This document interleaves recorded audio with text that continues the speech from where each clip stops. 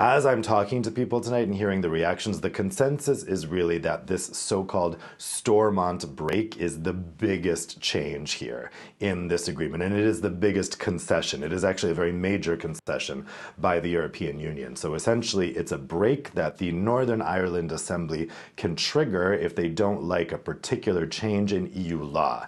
When the UK arranged for its Brexit divorce treaty, in order to avoid a hard border on the island of Ireland between Northern Ireland and the Republic, which would violate the principles of the Good Friday Agreement, they created a border in the Irish Sea.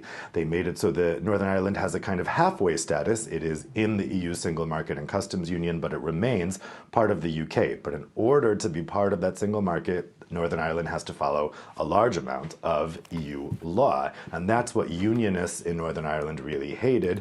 One thing they pointed out was the democratic deficit of that Northern Ireland isn't actually in the EU anymore, but it would be subject to laws that are decided here in Brussels by EU members. It's a situation not very unlike that of Norway, Switzerland, Iceland, who kind of have fax democracies where the laws are decided, but they're not in the room deciding it.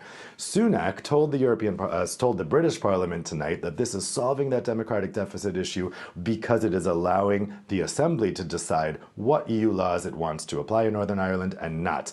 That is a bit of a stretch to describe it that way because this is really designed as an emergency break. Sunak said it tonight in the Parliament here in Brussels that they're really stressing this is designed to never be used. And if it were to be used, it would go to, and the EU disagrees with the way it's being used, then it would go to a dispute settlement mechanism and the EU could take retaliatory action. Sunak acknowledged that tonight in the debate. So that's kind of what I think is going to, a lot of the discussion is going to be about in the coming weeks. There's a lot of focus on this red lane, green lane stuff.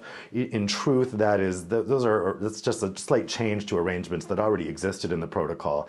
But within that green lane, essentially more things will apply to this faster check that has less bureaucratic work than before.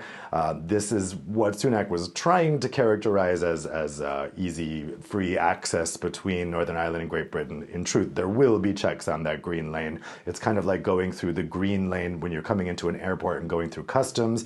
When you go through that green nothing to declare line, most likely you're not going to be stopped and asked, but you do have to fill out a little bit of paperwork, and there's a small chance you may get stopped. That's what that green lane is going to be like. It's not that different than what was originally envisioned by the protocol. So the big focus here, the big change in this framework is going to be that Stormont emergency break.